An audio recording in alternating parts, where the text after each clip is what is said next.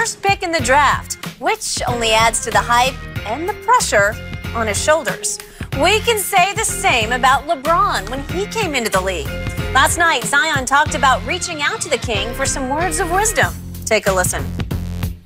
I probably will hit him up. Hopefully he responds to me. But my questions would probably be like, what do I have to do to maintain? Like, what do I have to do to just try to make my way to the top? Great questions. Chris, you're still with us this morning. What would you do if you were LeBron? Would you give him advice? First of all, no matter how you feel about this question, how you're going to answer it, we know LeBron will give him advice. There is no doubt in my mind. Why is that? That's just how LeBron is. LeBron would give and has given Kevin Durant or Kawhi Leonard advice. If they call him tomorrow or maybe later today, he will advise them. That's just who he is. When LeBron, before he won championships, I remember seeing Kevin Durant in high school in the locker room when the Cavs are playing at Washington. Yep. I mean, that's just how LeBron is. And I know he doesn't view Zion. Now, he'll get him on the court and he'll go at him and all that. But he doesn't really view him as competition for me. Right? He views him more as a protege, as a mentee, I believe. So he will give him advice. Should he? Yeah, I think he should as well. And I told this to Rich Paul. When he blew out his sneaker, Zion, remember how Jordan in the second three-peat in Chicago, so he's still in his prime, still the best player in the world, all that, had Jordan brand athletes, Ray Allen, Michael Finley, Derek Anderson, all those guys. I said Zion should be the first LeBron brand athlete. Okay. Because, he's huge physically, he's explosive. He should wear a sturdy, heavy shoe like LeBron does. I thought he would have been perfect. Obviously, for some reason, that hasn't happened. But I think that he should be under LeBron. However, LeBron should give him advice. I think he could talk to him about how to control your narrative, how to stay out of trouble in this age of social media. LeBron amazingly has had no issues with that. How to control your... It is amazing. Control your own... No, there you go. There you go. See? But we know if social media had been around... Right. We know you keep your mouth shut on that one, but if we know. Yeah, exactly. There would have been some smoke, some stuff, some fire. Yeah. But control your own destiny. And I would tell him, I know he'll tell him, don't let another team or executives control your destiny. You control yourself. And don't let LeBron James control your destiny. You control your own destiny. Obviously, get a nutritionist, eat right, all that. Work hard. I think he'll give him great advice. Head down, butt up, ears closed. Is that it? That's what you do. So what are you going to tell him? Yeah, you go ahead. I want you to follow up, Chris, because you're a hater anyway, hating on LeBron. A truth teller? Everything you just said is why LeBron will never be MJ.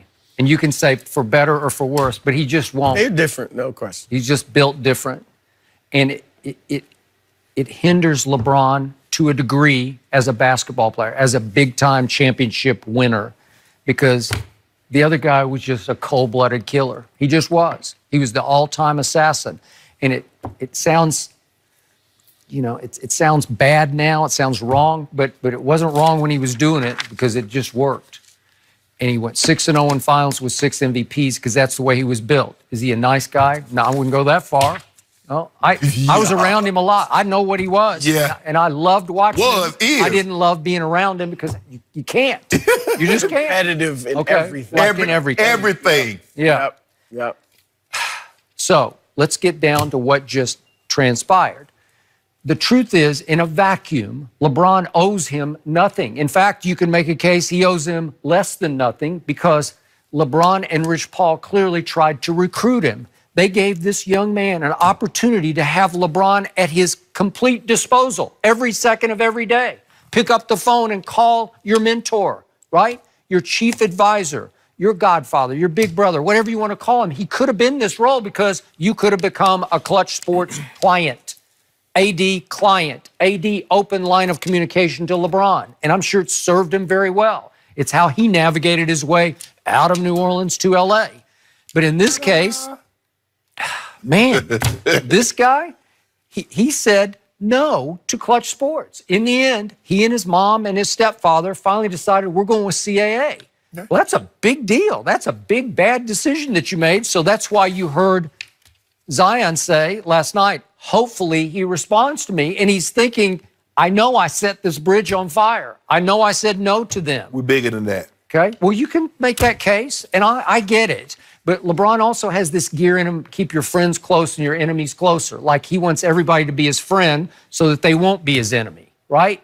It sort of mitigates how you feel about somebody on the court. Maybe you don't go as hard at LeBron because you're friends with LeBron. Right. And he's pretty crafty at that. He's a shrewd operator. Remember, he took Kevin Durant under his wing early, and then lo and behold, they face up in the finals in 2012. Remember that? And Kevin just wasn't ready for that because he's looking up to LeBron. No, he wasn't. His man dropped 30. Okay. He averaged 30 a game. He ain't even looking up to LeBron. LeBron just had the better. just schooled him. Jordan just took used him to down do low. that too. I know with Barkley. Right, I know. take him out I the got game. it. I got it. But again, Barkley for Jordan was like a court jester in the group. They'd go out, like it just made everybody laugh. But the respect level on the basketball court, I don't think Michael had great respect for Charles. I just don't. Skip, look here.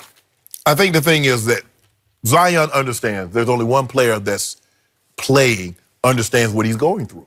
That's LeBron. Now, LeBron navigated through this.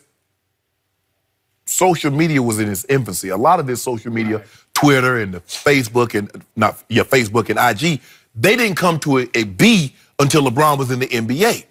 Now it's a different dynamic, but LeBron is still, even when social media is full bore, LeBron has somehow found a way to navigate his way through this, through all the arrows and knives that's been hurled in his direction. He's the best. He's Neo. Right. He's dodging them all. He's dodging them all. They can't make anything That stick. is true. See, he's the best ever at that. The thing that I like most, one of the best things that a person can do, and let's take it at sports and athletes, is to know what you don't know. What Zion doesn't know, LeBron can help him understand.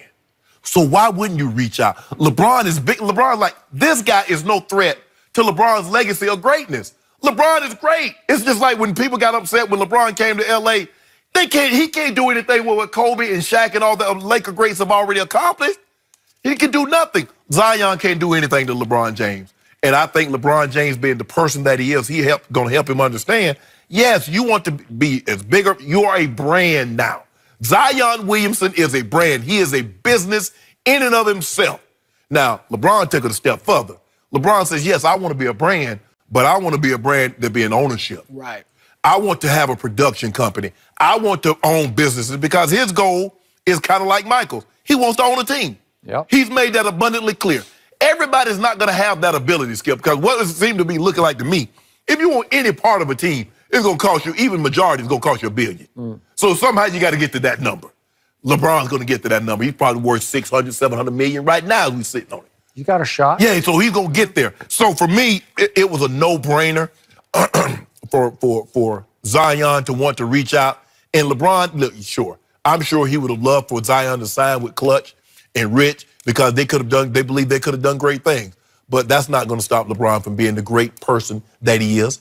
Never. Here's the other thing, Skip, and I'm not saying this will be an ulterior motive, but he's not with Clutch now. Okay, a lot of these agents, it's not just about getting you for the first contract, which is a rookie deal. Yeah, you want not that much. You want that max. It's the next contract or maybe the next one after that. Anthony Davis wasn't with Clutch. So Draymond Green just signed with Clutch. So down the road, John Wall signed with when Clutch. Zion does start to see what he doesn't know and see how well LeBron and some of those other Clutch athletes maneuver, he may end up with them. So they're not going to burn that bridge. I have to defend my agency, and I think it's yours. Mine too, yeah. CAA, because I think they're the best. Yeah, they do a great job. I don't think anybody's going to, I wouldn't be leaving CAA anytime soon.